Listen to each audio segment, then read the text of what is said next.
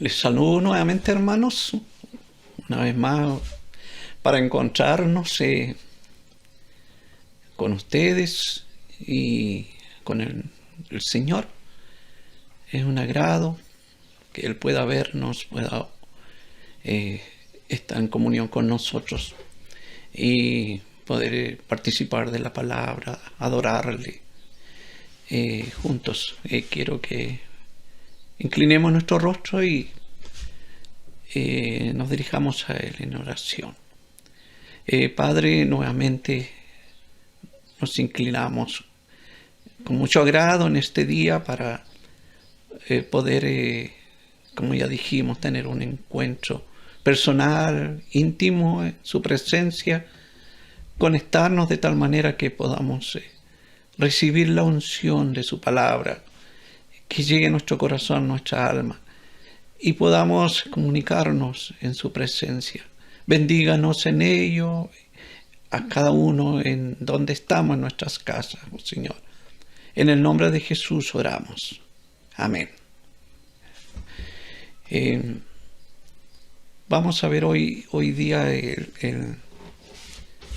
un tema que igual creo que es actual para nosotros, y que es el poder ser personas que profesamos conocer a Dios, pero que lo podemos negar muchas veces con nuestros hechos.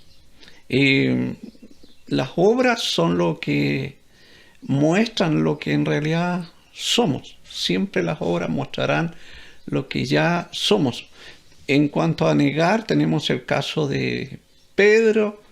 En un momento cuando se vio en estas circunstancias, dice que comenzó a maldecir mientras lo hacía y a jurar, incluso a dirigirse hacia el Señor, hacia su maestro, con unas palabras que hasta el momento nosotros nos preguntamos cómo pudo llegar a ese extremo cuando él dijo: no conozco al hombre.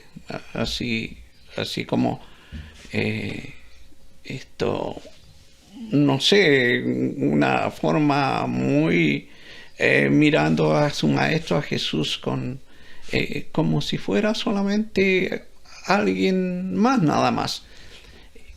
Pero él lo negó con sus palabras, maldijo en ese momento, juraba para que la gente le crea. La cosa era que él estaba negando a quien había mencionado con sus labios que no lo dejaría nunca. Bueno, obviamente lo maravilloso de esto es que cuando él escuchó cantar el gallo, se acordó de que su maestro Jesús ya le había advertido que eso iba a pasar, y entonces lloró amargamente arrepentido. Ese es el caso de Pedro, un caso de que cuando alguien niega a Jesús, algo pasa en su interior. También tenemos las mismas palabras de Jesús cuando él da a conocer acerca de esta situación en cada hombre. Él menciona en el libro de Mateo 10:33, dice: y a cualquiera que me niegue delante de los hombres, yo también le negaré delante de mi Padre que está en los cielos. Entonces, esto no es nada más así, sino que el mismo Jesús mencionó la consecuencia que pudiera ocurrir cuando negamos a Jesús en realidad. Y es lo que sintió Pedro, porque él había oído estas palabras. Y hablando un poco del final de la historia, que lo que sucederá al final, muchos también estarán en el tiempo del juicio mencionando, tratando de que se les dé un lugar en la eternidad, y él les dirá: nunca os conocí, porque ellos en realidad profesaban conocer y andar con Dios, pero Jesús les dijo: nunca os conocí. Eso quiere decir que cuando las personas profesan con su boca el conocer, el andar con Dios, con el Señor, en realidad muchas veces con sus hechos niegan aquello que han dicho con sus labios, y mucho más delante de Dios, porque a Dios no le vamos a engañar. Bueno, Pablo habla de los cristianos que lo niegan en el presente, ahora, o en los tiempos en que él lo mencionó ahí con los cretenses. Él dice en Tito 1:16, que es el versículo que vamos a tener hoy como base, él lo dice muy claro, dice: profesan conocer a Dios, pero con los hechos lo niegan, dice, y siendo abominables y rebeldes, reprobados en cuanto a toda buena obra. Eso es la realidad de lo que pasa en aquellos que profesan creer en Dios, profesan seguir una vida junto a Dios, andando con Él, pero en realidad los hechos de aquellos son los que aquí menciona. Son abominables, rebeldes, reprobados en cuanto a toda buena obra, o sea, incapaces de toda buena obra, lo que en realidad delante de Dios es una buena obra. Así es que es lo que vamos a estar analizando hoy día. Pablo escribe sobre personas que profesan conocer a Dios, pero con sus hechos lo niegan, como dice el versículo, y la palabra profesan, para aquellos que no la conocen muy bien, son aquellos que aceptan y siguen voluntariamente una religión, una doctrina, una creencia, o sea, todo lo que tiene que ver con religión es lo que se les llama que profesan. Y entonces estos hombres con sus labios, en lo que ellos mencionan, y se les conoce como integrantes de una iglesia, pero sus hechos realmente lo niegan, sobre todo delante de Dios, y ellos mismos saben que están en esa condición. Lo peor de esto es que los trata el versículo, Pablo aquí los nombra como que ellos son personas abominables, que es la palabra más fuerte, porque abominable significa repudiables, aborrecibles, malignos en su descomposición. Es bien fuerte todo esto que menciona en cuanto a su carácter, como son en el corazón estas personas. Pero eso en realidad lo que más importa aquí es porque ellos profesan ser hombres de Dios y están entre nosotros, y su fin es corromper todo. Entonces es peligroso, y debemos tener cuidado con este tipo de personas, y también cuánto hemos sido contagiados, cuánto ha cambiado nuestra mente, nuestro corazón en ellos, porque ellos son incapaces, son y fracasados para poder producir una buena obra. ¿Cómo se puede negar a Dios con los hechos? Quizás nos preguntamos, porque obviamente tenemos el que Pedro lo negó con sus labios, pero a nosotros nos interesa con los hechos, porque quizás con los labios no lo estamos negando a Jesús, pero a lo mejor con nuestros hechos pudiéramos estar contagiados de alguna forma en eso. La forma general que Pablo lo describe, dice, son personas detestables, desobedientes, incapaces de toda buena obra.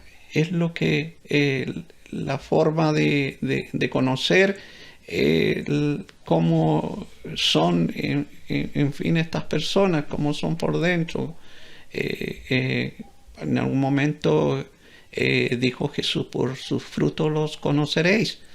No es tanto por lo que dicen, sino por lo que producen con las demás personas, en el entorno.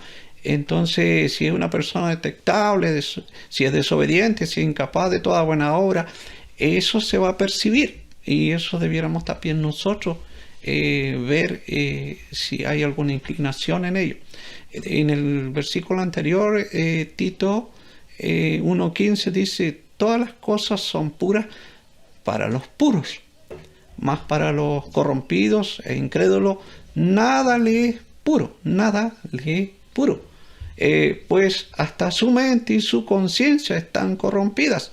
Entonces es un estado completamente atroz, están muertos, o sea, no hay una esperanza de que pueda salir algo bueno de ellos, pero están ahí siendo usados por el mismo diablo para que puedan corromper lo que ya está sano, lo que está salvado, lo que va por buen camino. Pero ahí están, no es que estén en otro lado, ellos están ahí y el propósito es corromper a lo que está bien, así es que debemos guardarnos de ello. O podemos nosotros estar también a la par negando a Jesús, negando a Dios, negando la fe, no con nuestros labios, pero sí con nuestra forma de ser. Por eso había una urgencia en los cretenses de nombrar líderes para detener a los falsos maestros que propagaban una falsa doctrina que arrastraba a los creyentes a una vida inmoral, porque eso era lo que estaba sucediendo. Ya estaba todo poniéndose inmoral. Los cretenses se caracterizaban como mentirosos, como malas bestias, incluso era lo que se le atribuía a ellos, glotones, ociosos, eran hombres contumaces, se mantenían firmes en su comportamiento, es lo que significa contumaces, en su actitud, en ideas, sus intenciones, se mantenían firmes a pesar de castigos, de advertencias o consejos.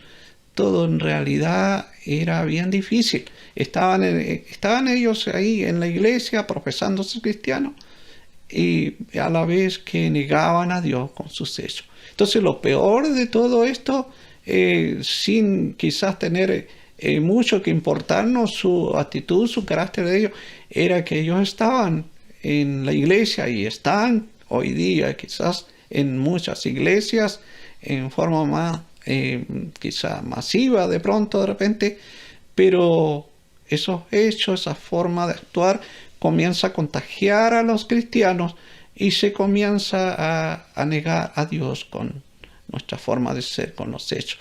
Debemos tener cuidado, hermano, en todo eso. Los versículos anteriores mencionan cómo debían ser los líderes cristianos para poder detener a estos falsos maestros. En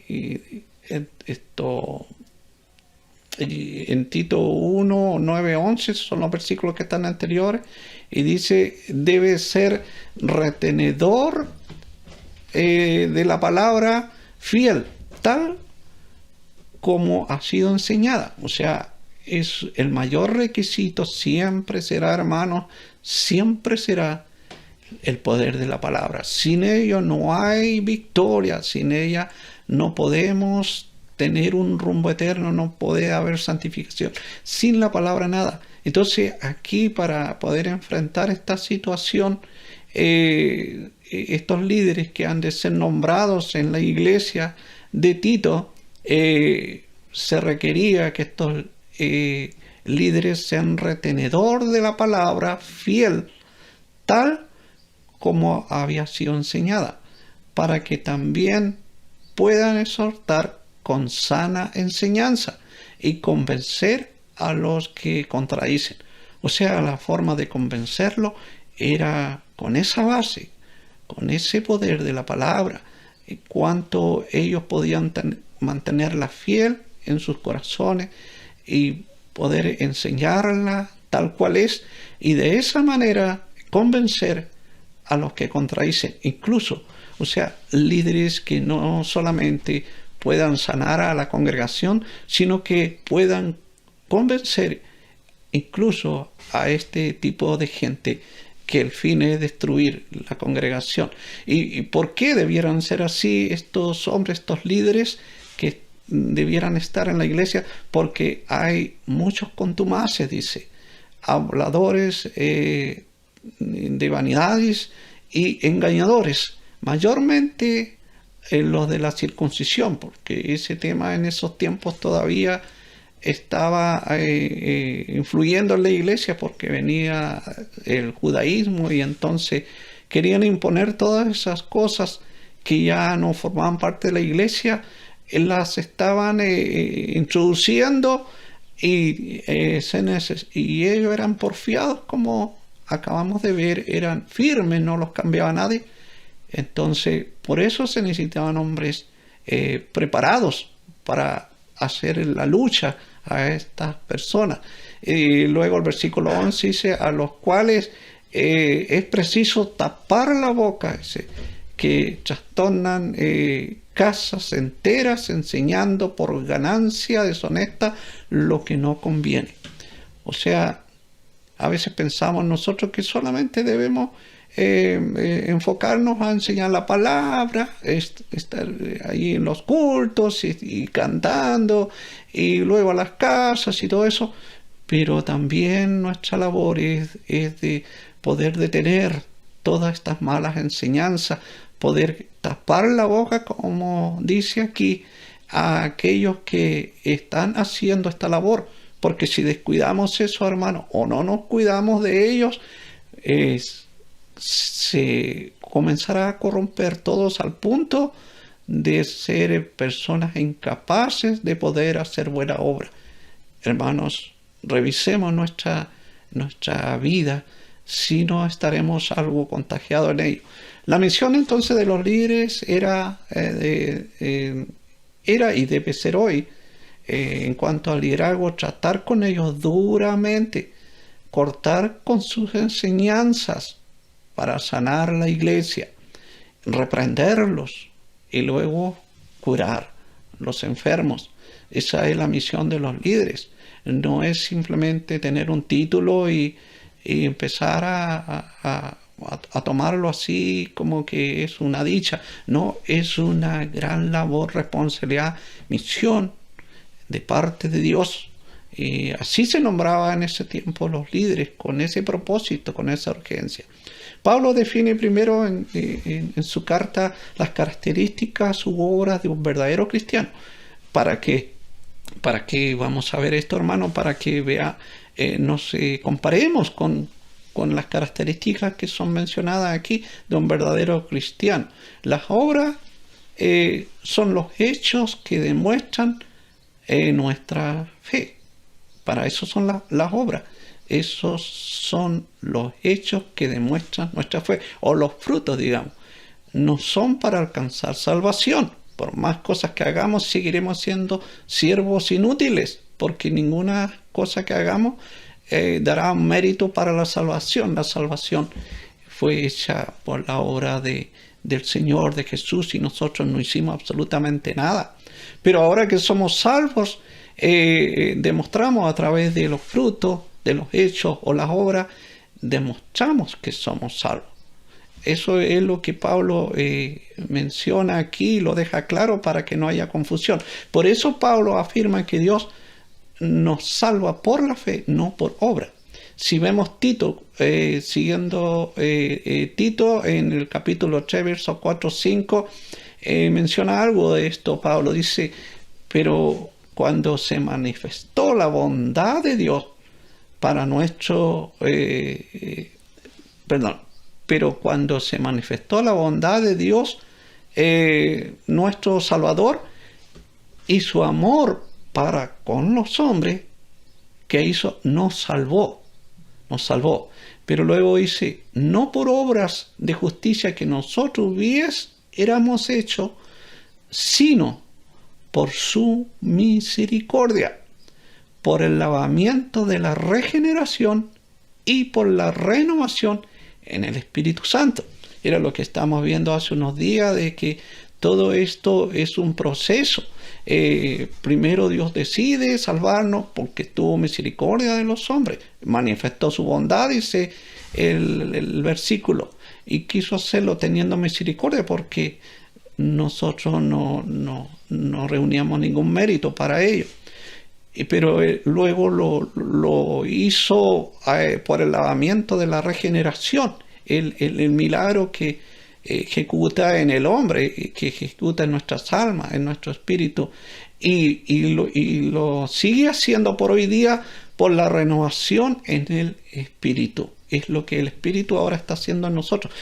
Nada que ver por obra, todo esto lo está haciendo él. Entonces, en el paso, lo que yo le llamo el paso de la muerte, hermanos, este es un término que nos ayuda a entender, es el paso de la muerte, la regeneración, es que Él nos traslada de muerte a vida, es el paso de la muerte a la vida, es lo que simbolizamos en el bautismo cuando somos sumergidos y luego salimos del agua, está simbolizando lo que pasa en nuestro espíritu.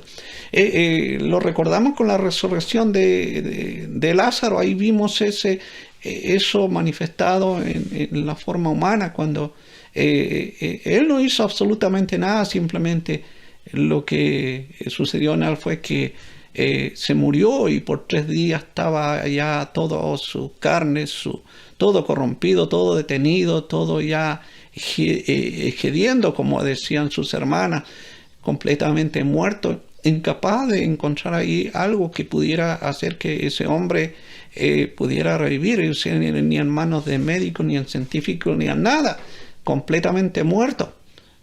Pero de pronto Jesús dice la palabra y este hombre, todos lo comienzan a ver vivo, caminando, moviéndose. ¿Cómo sucede eso? Es un milagro. Pero eso es la regeneración, el lavamiento es lo que hace Dios. No tiene nada que ver con obra, ninguna obra es un milagro, es el poder de Dios por su misericordia que produce eso en nosotros, hablando espiritualmente en nuestra alma. En Efesios siempre leemos ese versículo donde dice que estábamos muertos en nuestros delitos y pecados y Él os dio vida. O sea, estamos hablando para recordar un poco, que es como en realidad somos salvos. Nosotros no podemos hacer nada para hacer eso. Nosotros, si estuviéramos muertos, no podemos hacer nada para luego levantarnos y empezar a vivir. Nada, es Dios. Así que las obras aquí no cuentan. Pero la obra se vio después en Lázaro, cuando comenzó a moverse, a caminar, cuando se dirigió, habló y siguió viviendo por muchos años. Como cristianos es así. Las obras, los frutos, los hechos demuestran en que si hemos nacido de nuevo o no hemos nacido. Eso es importante. Entonces, la fe, nacemos de nuevo, resucitamos en Cristo y comenzamos a vivir una nueva vida, una renovación por obra del Espíritu Santo con su palabra. Es el movimiento de Lázaro. Lo que llamaba yo es el paso de la muerte a la vida. Así que no confundamos las obras como algo para la salvación, sino que demuestran que hemos resucitado, hermanos. Entonces eso que Pablo deja claro. Por lo tanto, cualquier obra buena lo que hace es que define cómo es un cristiano después de su salvación. Eso es, define cómo es un cristiano después de su salvación. Y una de estas obras es lo que ocurrirá cuando se ha cometido un pecado. Aquí va a aparecer una obra inmediatamente. Cuando un creyente, alguien que ha nacido de nuevo, comete un pecado, ya no es como antes, cuando estaba muerto. Algo pasa y esta obra es o hecho o fruto, es el arrepentimiento, porque la persona, el creyente, ahora ya cuando cometa un pecado, cuando haya caído en pecado, se arrepentirá, será eso, no lo dejará tranquilo. luego, producto de eso, esto continúa y recibe el perdón de Dios, porque el arrepentimiento produce el perdón. Y cuando la persona está perdonada, cuando ya ha vivido esto, termina el limpio, el Señor le limpia. Entonces estamos viendo el resultado de aquel que ya es salvo. Eso es las características que define a un cristiano, porque es lo que estamos estudiando hoy, define a un cristiano. Pues si vemos a alguien que vive estas cosas, que si comete pecados, se arrepiente y no se siente bien, se siente muy mal, va a buscar el perdón y Dios le va a perdonar y se sentirá limpio. Entonces, hermano, ¿vivimos esto o ya quizás no vivimos esto? Tengamos cuidado, veamos nuestra vida. Cuando pecamos, Dios siempre nos perdona. Pero cuando nos arrepentimos, hermano, porque eso es la ley que ahora está operando en nuestras vidas nuevas. Es así como funciona. Dios no va a cambiar, no lo va a hacer de otra manera porque Él es santo y Él no cambia. Pero si hemos nacido de nuevo, en nosotros no nos va a dejar tranquilo el pecado que de pronto ha invadido nuestra vida. Va a haber un arrepentimiento y ese arrepentimiento nos va a llevar al perdón y luego seremos limpios porque el Señor no solamente nos perdona, sino que nos limpia. La clave aquí es que el pecado debe molestar en nosotros y a nuestra conciencia. ¿Para qué? Para que luego exista el arrepentimiento, brote, y luego después de eso, cuando ya hemos sentido el perdón de la misericordia de Dios, en nosotros va a brotar otra cosa maravillosa que es el anhelo de cambiar, el deseo de cambiar, porque hemos conocido la molestia, la pudrición del pecado, lo que produce cuando nos aleja de Dios, en fin, en nuestra conciencia, que ahí está, nos va a declarar eso, nos va a mostrar eso. Entonces va a haber un deseo de cambiar. Todo eso está produciéndose en lo que es un cristiano auténtico, verdadero. Son lo que se ve. Y el único pecado imperdonable es la incredulidad. Así que lo que caracteriza a un cristiano, también lo menciona Pablo aquí, pero en realidad lo que caracteriza a un cristiano es que esté sujeto a los gobernantes y a las autoridades. Siempre eso se va a ver en un cristiano, que está sujeto. No vamos a estudiar todo eso, pero estar sujeto, la palabra misma lo dice, es que uno se siente como un niño se siente sujeto en la mano de su padre o de su tío o su tía. Es verlos como personas que hacen un bien. Entonces un cristiano hará eso, se sujetará a ellos, se siente seguro, que sea obediente. El cristiano se caracteriza por ser una persona obediente. También que lo que caracteriza a un cristiano es que esté preparado para toda buena obra. O sea, no es que de repente como se presente la situación, si puedo, no sé, sino o cuando se dé, no sé, en fin.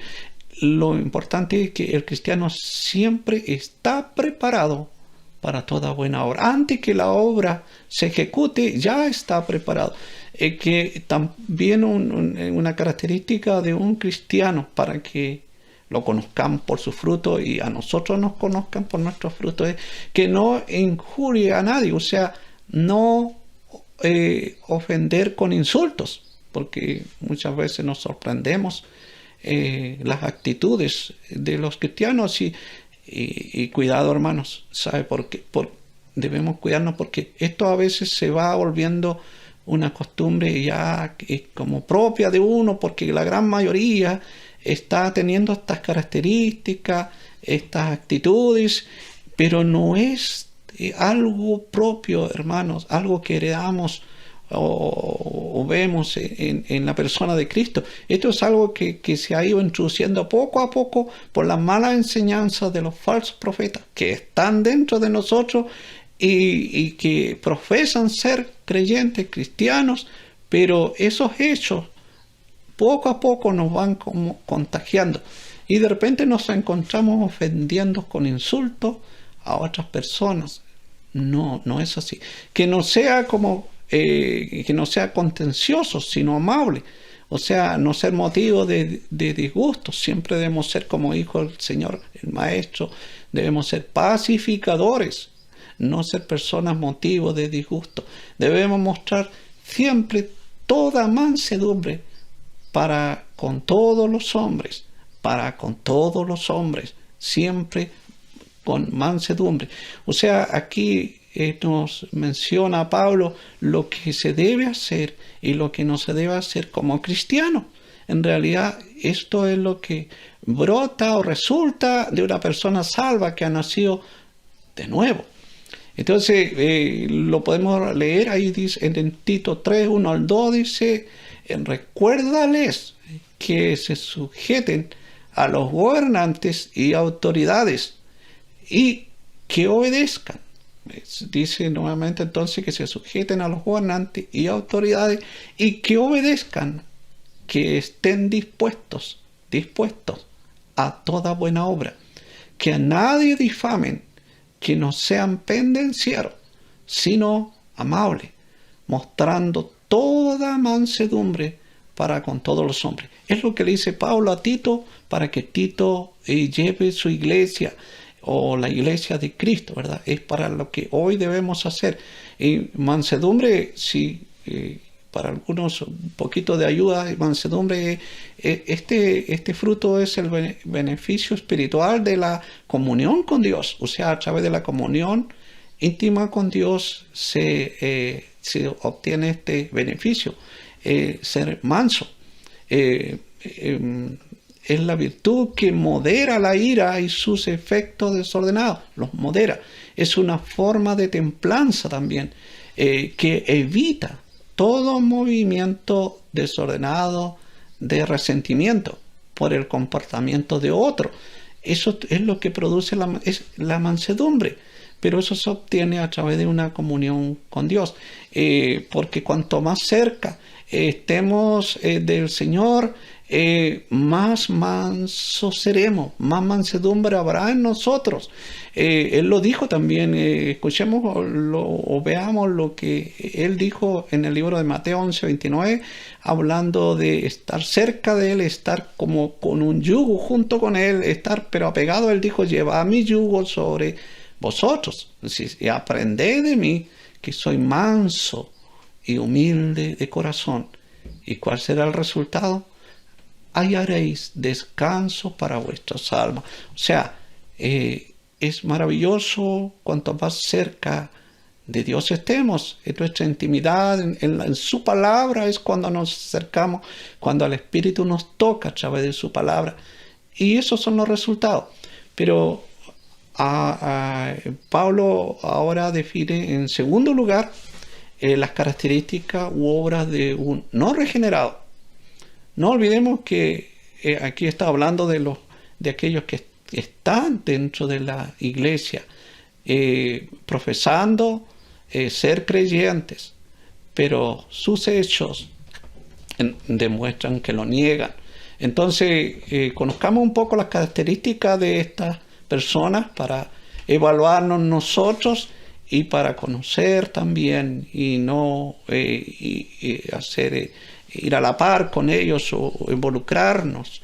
Es el contraste en realidad. En Tito 3:3, capítulo 3, verso 3 dice, porque nosotros también éramos en otro tiempo, hablando de nosotros, de la iglesia, dice Pablo, porque nosotros también éramos en otro tiempo, como son estas personas aún, dice, o sea, insensatas, rebeldes, extraviados, esclavos de concupiscencias y deleites diversos, viviendo en malicia y envidia, aborrecibles y aborreciéndonos unos con otros. Eso éramos todos nosotros.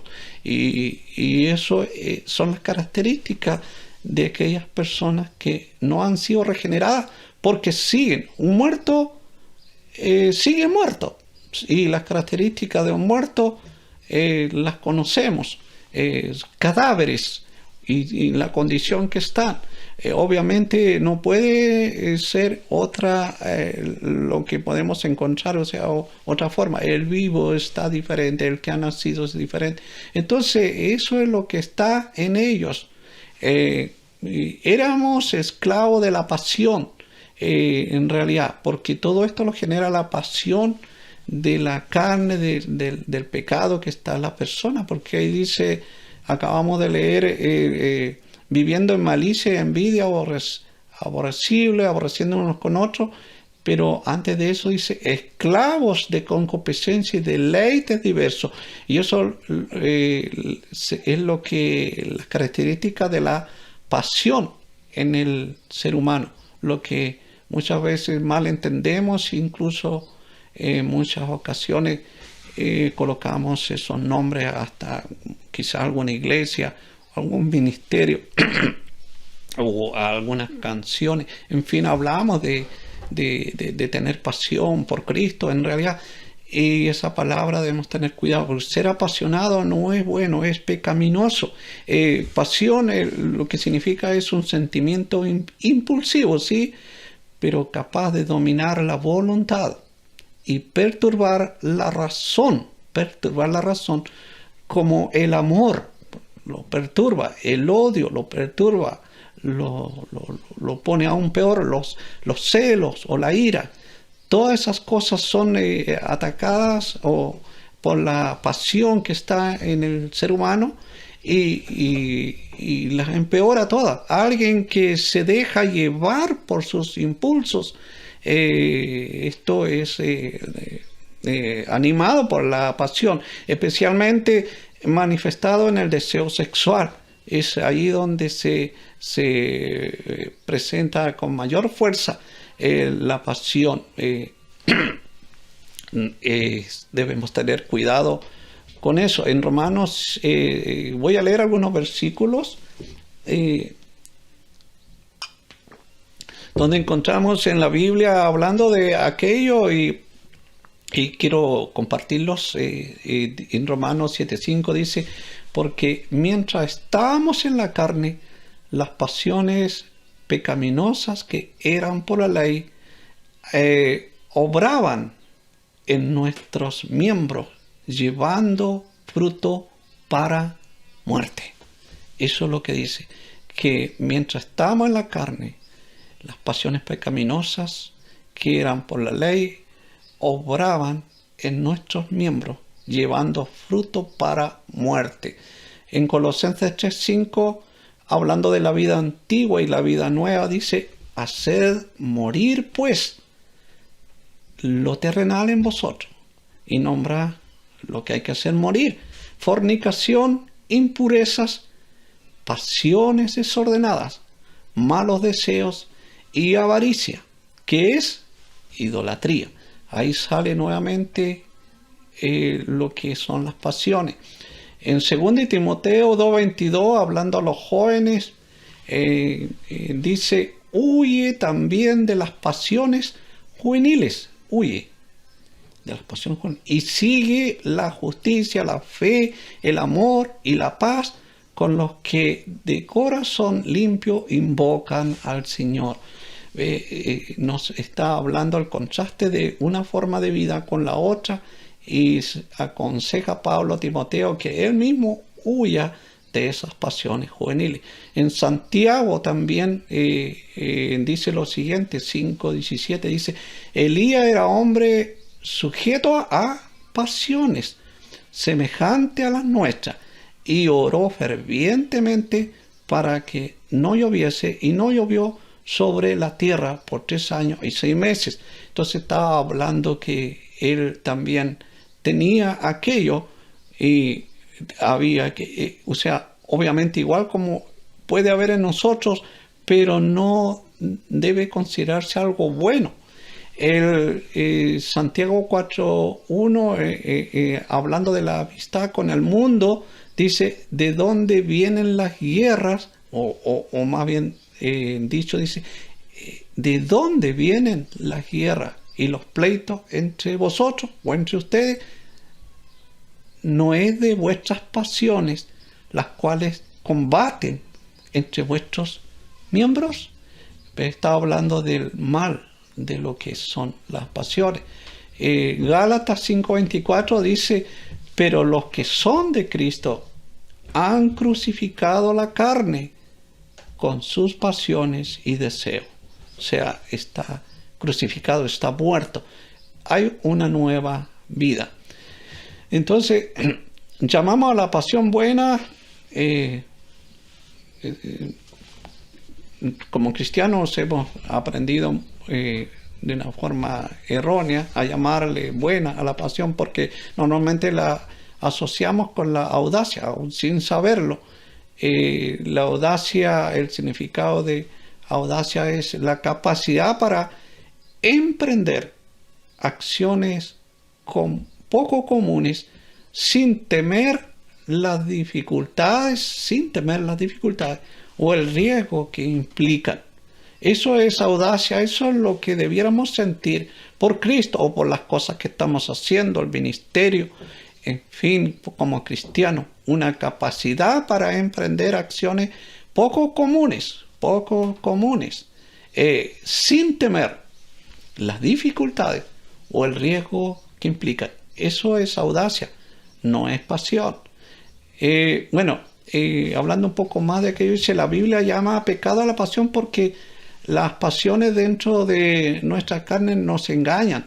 Eso es lo que sucede, lo que produce, para que hagamos el mal mientras pensamos que es bueno. Las pasiones llevan al hombre a despreciar y desobedecer a las autoridades. Eso lo producen las pasiones, la concupiscencia que está dentro y nos lleva a poder tener ese tipo de actitudes o decisiones, a hablar mal de nuestro prójimo, a carecer de mansedumbre. Eso es lo que produce. Debemos, hermanos, entonces probarnos a nosotros mismos para ver si actuamos de acuerdo a nuestra fe. Siempre debemos estarnos probando. Y si es a otra persona, dice probar a los espíritus, o sea, analizarlos, verlos, antes de poder apegarnos a ellos, a las personas. Porque las pasiones de la carne compiten con la mente que está santificándose, o sea, o santificándote a ti o santificándome a mí. Siempre va a estar compitiendo eso. Ustedes recuerdan cuando Pablo decía, ay de mí, ¿quién me librará? Porque hay una ley que me lleva al pecado y una ley que se sujeta a Dios y no hay cómo poder solamente estar haciendo la voluntad de Dios, pero no se va a lograr eso mientras estemos en vida, porque nosotros debemos probar que vamos haciendo la voluntad de Dios. Eso nos corresponde a nosotros, el poder obedecer o desobedecer. También debemos probarnos porque a nosotros mismos para ver si actuamos de acuerdo a nuestra fe y nos hace ver la voluntad de Dios como algo pasado de moda o antibíblico. También eso debemos estarnos probando también por eso, porque eso ya se percibe muy cerca de nosotros. Ya muchas cosas en la iglesia, cuando se habla acerca de ello, eso está pasado de moda, eso ya se ha cambiado, todo es diferente. No olvidemos que el Señor dijo que Él no cambia, es el mismo ayer y por siempre. Por tanto, si somos su cuerpo, su iglesia, pero tengamos cuidado con eso, porque eso se está usando mucho para llevarnos por otro rumbo. O es antibíblico esto, no es bíblico, esto está mal interpretado, en fin. Pero todo esto es producido por las pasiones que está dentro de la persona, impulsando esta pasión a las concupiscencias. Así que tengamos cuidado. En Romanos 12, 1 al 2, hablando de los deberes cristianos, dice: así que, hermanos, ruego por la misericordia de Dios que presentéis vuestros cuerpos en sacrificio vivo, santo, agradable a Dios, que es vuestro culto racional. O sea, nuestro culto racional es que podamos presentar nuestro cuerpo en sacrificio, o sea, un sacrificio hacia nuestro cuerpo, nuestra carne, en fin, en cambio hacia Dios, que sea alabanza y no sea un instrumento que nos lleve a la desobediencia o a desencadenar una libertad para al pecado. Por eso dice: no os conforméis a este siglo. El verso 2 dice: no os conforméis a este siglo, sino transformaos por medio de la renovación de vuestro entendimiento. Debemos renovar nuestro entendimiento, nuestra mente, y eso nos ayudará a que no presentemos nuestros cuerpos en obediencia a lo carnal, a la concupiscencia. Dice: sino transformados por medio de la renovación de vuestro entendimiento, o sea, la mente, para que comprobéis cuál sea la buena voluntad de Dios, agradable y perfecta. Comprobar eso es maravilloso, hermano, pero todo tiene que hacerse algo. Debemos renovar nuestra mente para comprobar esa buena voluntad agradable y perfecta de Dios. Debemos hacer morir, sacrificar las pasiones de la carne en nosotros y andar en el Espíritu. Debemos hacer una y debemos hacer la otra cosa para que todo sea completo. En Gálatas 5, 24, 25, entonces, dice lo que ya leímos, dice: pero los que son de Cristo han crucificado la carne con sus pasiones y deseos. Si vivimos por el Espíritu, andemos también por el Espíritu. Entonces, ¿en dónde está la línea donde encontramos que nuestra fe es un fraude? La línea es simplemente cuando dejamos de creer. Poco a poco nuestra fe comenzamos a cuestionar las cosas, empezamos poco a poco, ya no es la fe que quizás tuvimos un tiempo. Pablo dijo: he guardado la fe, y eso significa guardarla, pero de pronto dejamos de creer. Entonces, ¿dónde está esa línea en que comenzamos a ver de que lo que decimos no es tanto como lo que somos o hacemos? Es que nuestra fe de pronto comienza a ser dejada. Dejamos de arrepentirnos, como hablamos hace un rato, y el arrepentimiento ya no es algo que lo vivimos, ya no lo sentimos, a veces no se nos da mucho, nos acostumbramos a que las cosas vayan pasando, y ya no hay un repudio, no nos molesta aquello que del pecado que nos ha invadido, y no hay arrepentimiento. Y, hermanos, es para preocuparnos, porque eso está mostrando que hemos sido contagiados con estas falsas enseñanzas, doctrinas que han sido introducidas en la iglesia por personas que se han hecho pasar por que profesan la fe de la misma manera que lo estamos haciendo nosotros.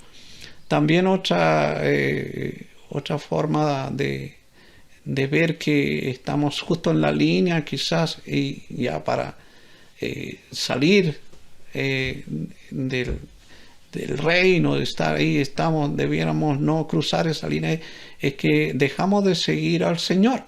Muchas veces el Señor es lo último que está en nuestra mente, en nuestras decisiones. siempre va a ser lo último. Es que si podemos hacer algo, puedes estar acá, hermano, podemos, no sé, ir para allá o por acá. No hay tiempo, no estoy en condiciones. El Señor sigue caminando. Yo soy el camino, dijo, y ya no lo estamos siguiendo. Ya estamos dejándolo de lado. Eso es lo que comienza a mostrar que estamos en la línea justo en donde podemos terminar cruzándola, hermano. Profesando entonces conocer a Dios, por nuestras malas obras hemos negado nuestra profesión. Conclusión, vamos a concluir, hermanos. Ya quiero terminar repitiendo la lista de lo que Dios ama y lo que caracteriza a un cristiano, para que como en un espejo miremos ahí si esas características están en nosotros. Por eso quiero recordarla. Lo que caracteriza a un cristiano es que esté sujeto a los gobernantes y a autoridades, a toda autoridad, a todos aquellos que han sido puestos delante de nosotros, porque hemos visto que han sido puestas por Dios, y hay que estar a eso, porque no importa tanto quizás si algunas autoridades gobernantes no están haciendo las cosas bien. Lo que interesa es que yo muestre una actitud de estar sujeto, porque es lo que Dios quiere ver en nosotros, esa sujeción. Que sea obediente, es la otra característica, el ser obediente. Que esté preparado para toda buena obra. Que no injurie a nadie, o sea, no ofender con insultos. Que no sea contencioso, sino amable, o sea, no ser motivo de disputa. Mostrar siempre toda mansedumbre para con todos los hombres, lo que es lo que debemos y no debemos hacer. Entonces, hermanos, debemos hacer morir o sacrificar las pasiones de la carne en nosotros. Es algo que tenemos que hacer morir. Dice. No es algo que debemos esperar hasta que quizás hayamos cerrado los ojos y vayamos a la muerte. No, es algo que debemos hacer ahora. Ahora es el tiempo, ahora debemos estar haciendo eso, porque Dios nos ha dado todo el poder. Tenemos el Espíritu Santo, recibir ahí poder, dice. Tenemos la palabra que ahora estamos estudiando. En fin, tenemos todo para poderlo hacer, porque es aborrecible todo eso, y delante de los ojos de Dios, mucho más. Para ello debemos andar en el Espíritu. Debemos andar en el Espíritu. De lo contrario no podremos avanzar. Pero, o sea, para no negar a Dios con nuestros hechos, y demos frutos dignos de arrepentimiento. Debemos dar frutos dignos de arrepentimiento. Jesús dijo eso. Dijo, haced pues frutos dignos de arrepentimiento. Leemos entonces el versículo base para que nos quede en nuestra mente y veamos que esta es una realidad y podamos evaluar nuestras vidas a través de este versículo. Dice que estos hombres no regenerados profesan conocer a Dios, pero con los hechos lo niegan, siendo abominables y rebeldes, reprobados en cuanto a toda buena obra. Que Dios nos bendiga junto a esta palabra y nos ayude a poder acomodarnos a lo que Él nos ha dicho y poder rechazar lo que también Él nos ha dicho, para que no seamos personas que seguimos negando, o podemos estar en la línea de poder hacerlo, hermanos, y por otro lado seamos personas que representamos el cuerpo del Señor en esta tierra. Y vamos a orar.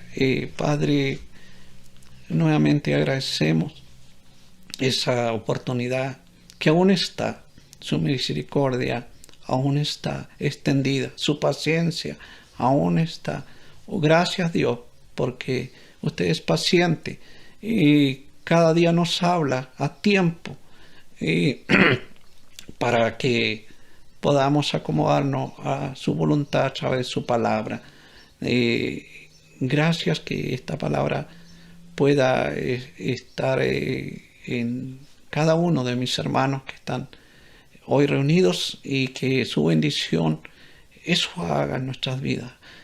Nos bendiga en medio de lo maligno que puede estar en nuestro entorno. Gracias, Padre, en el nombre de Jesús le damos. Amén.